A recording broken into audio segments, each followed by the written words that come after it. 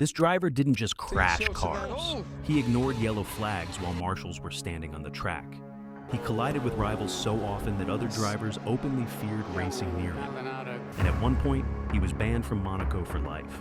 Not suspended, not fined, banned for life. And somehow, that ban vanished. Formula One has always flirted with danger. That's part of its DNA. But this story isn't about calculated risk or elite aggression. This is about a driver who crossed lines so often that the sport itself looked the other way. Because this isn't just a racing story. It's a story about money, politics, and power. About how Formula One allowed a man onto the grid who would go on to rack up more crashes than points, end careers, end races, and nearly end lives. And the most unbelievable part, at one point, he actually won a race.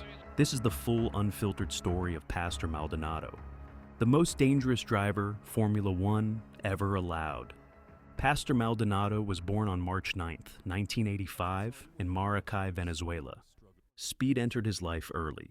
At just 4 years old, he was racing BMX bikes at a national level, already chasing adrenaline before most kids could ride without training wheels. By the age of 7, he had moved into karting. Now, context matters here. In the late 80s and early 90s, Venezuela was struggling. Economic instability, deep poverty, and political unrest defined daily life for millions. Karting wasn't just expensive, it was completely unreachable for most families. But Pastor Maldonado didn't grow up like most Venezuelans. His family had serious money, enough money to fund travel, equipment, engines, and private testing. So, while other kids dreamed of motorsport from afar, Pastor lived inside it. This advantage followed him everywhere: Europe, junior formulas, private backing, and that privilege would quietly shape his entire career. Not just by opening doors, but by keeping them open far longer than his results ever justified.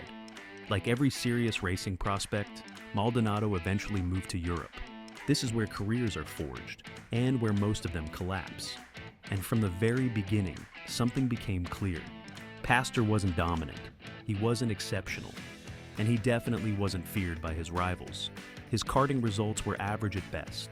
No overwhelming championships, no early prodigy narrative. But Pastor stayed, season after season. Why? Because money buys patience. Teams gave him time, sponsors stayed loyal, seats remained available. In junior motorsport, raw talent opens doors, but funding keeps them open. And Maldonado always had funding. By the early 2000s, he transitioned into single-seater racing. This should have been the moment where everything clicked. Instead, it exposed the cracks. In 2003, Maldonado entered Formula Renault. The results were brutal: 0 points, 28th in the championship. For most drivers, this is where the story ends. But Maldonado didn't disappear. Instead, he improved just enough. A few respectable finishes, a minor winter title, a 7th place championship result. Not spectacular, but survivable. And then came 2004. Suddenly the results looked real. 8 wins, 12 podiums. Italian Formula Renault champion. For the first time, Maldonado looked like a legitimate prospect. Formula One teams noticed. He even tested an F1 car. Everything was lining up perfectly. Until the season that should have ended everything. 2005, Formula Renault 3.5, Monaco. During a practice session, another driver crashed. Yellow flags waved. Marshals rushed onto the track. Every driver slowed down. Every driver, except one. Pastor Maldonado ignored the yellow flags and stormed through the corner at full speed. A marshal was nearly killed. By sheer luck, the marshal survived, suffering broken vertebrae and months of recovery. The punishment was severe: a 4-race ban, and a lifetime ban from racing in Monaco. A lifetime ban. This should have been the end of his career. It wasn't. At this point, Pastor Maldonado's career should have been over. A lifetime ban from Monaco isn't a slap on the wrist. It's motorsport's version of exile, and yet, it didn't stick. Because Pastor Maldonado wasn't just another reckless driver trying to survive junior formulas. He was politically connected. His family wasn't just wealthy, they were influential. And behind him stood the full weight of Venezuelan politics. Pastor was a close associate of President Hugo Chavez, a leader who understood the value of symbolism. A Venezuelan driver climbing the motorsport ladder wasn't just a sporting story. It was propaganda.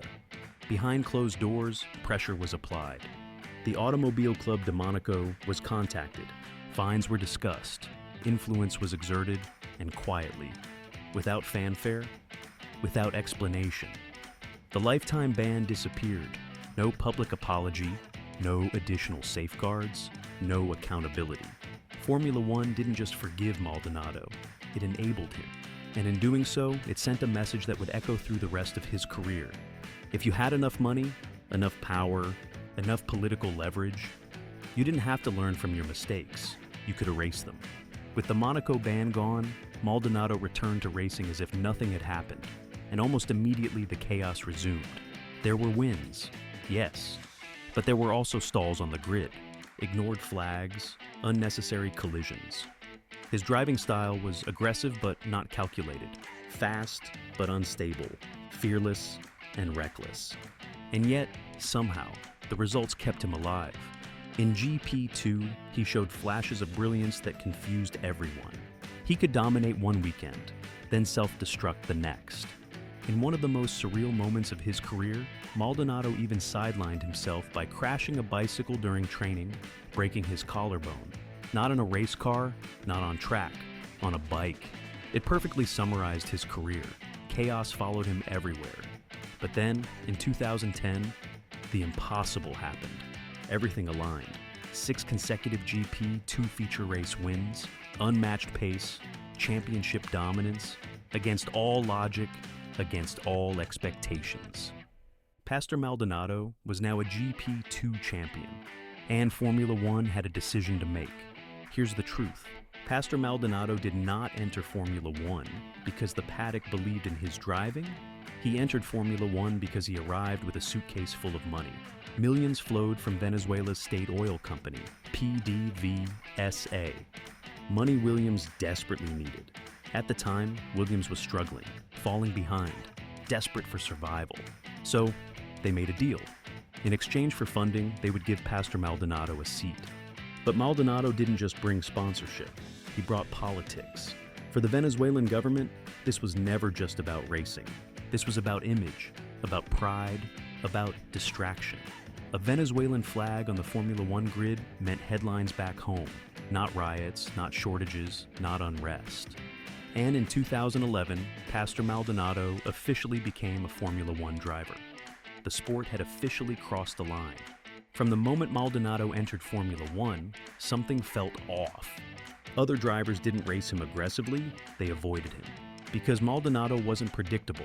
One lap he'd defend like a champion. The next he'd dive bomb without warning, ignore blue flags, rejoin dangerously. Incidents stacked up fast. Lewis Hamilton accused him of deliberate contact. Veterans openly criticized his driving standards. In one season alone, Maldonado was involved in incidents at more than half the races. This wasn't racing hard. This was gambling with lives. Formula One is dangerous enough when everyone follows the rules. When one driver doesn't, everyone pays the price. And yet, he stayed. Then came Spain, 2012, and for one unbelievable weekend, everything changed. Maldonado took pole position, clean laps, controlled aggression. On Sunday, he drove like a different man. No wild lunges, no reckless defending, just pure pace. He beat Fernando Alonso. He won a Formula One Grand Prix. Williams celebrated like they'd won the championship. Venezuela erupted. For one day, Maldonado looked like the sport had been wrong about him, like the chaos had been worth it, like maybe, just maybe, he'd turned the corner. But Formula One doesn't forget patterns, and neither did Maldonado. The crashes returned, the penalties piled up. Williams lost patience and dropped him. Lotus took him on and paid the price. Engines exploded, cars were destroyed, races ended early. At times, it felt like Maldonado was actively trying to set a record for destruction. By the end of his Formula One career, 78 recorded incidents. 1 race win, more crashes than points. An estimated $175 million spent. When asked why he crashed so often, Maldonado famously said, "To find the limit, you must cross the limit." After 96 races, he never found it. Pastor Maldonado wasn't the slowest driver Formula One has ever seen. He wasn't even the least talented. He was something far more dangerous. He was proof that when money and politics outweigh accountability, the sport suffers. Careers were damaged, cars were destroyed, lives were put at risk. And while he will forever be remembered for that one magical day in Spain, he will be remembered far more for everything else. The crashes, the chaos, the fear, because Formula One is supposed to reward the best. And Pastor Maldonado is remembered not as a champion, but as a warning.